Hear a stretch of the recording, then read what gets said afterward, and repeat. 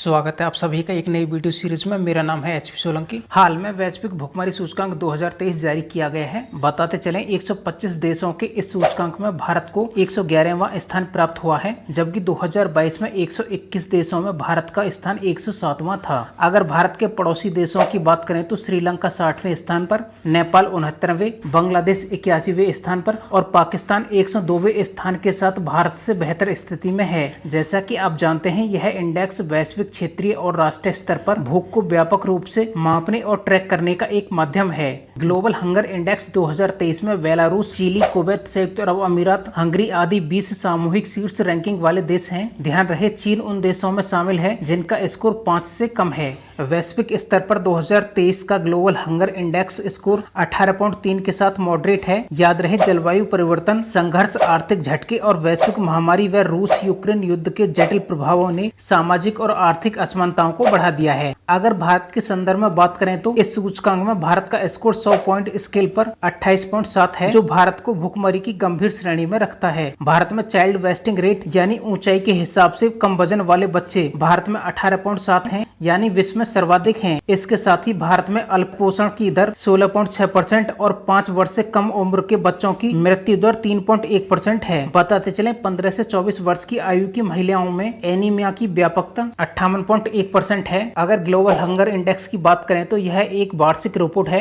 जो पहली बार 2006 में जारी की गई थी। इसका प्रकाशन कंसर्न वर्ल्ड वाइड द्वारा किया जाता है। इसका उद्देश्य दुनिया भर में भूख को कम करने के लिए कार्रवाई शुरू करना है। इसका स्कोर 100 पॉइंट के स्केल पर मापा जाता है, जिसमें 0 सबसे अच्छा मतलब कोई भूखा नहीं, जबकि 100 सबसे खराब स्कोर है। ध्यान दें, इसकी गणना 4 संकेतों के आधार पर की जाती है: कुपोषण, चाइल्ड स्टंटिंग, चाइल्ड वेस्टिंग और बाल मृत्यु दर। आपको यह वीडियो सीरीज कैसी लगी? आप एचपी सोलंकी स्टडी को लाइक, शेयर और सब्सक्राइब कर सकते हैं।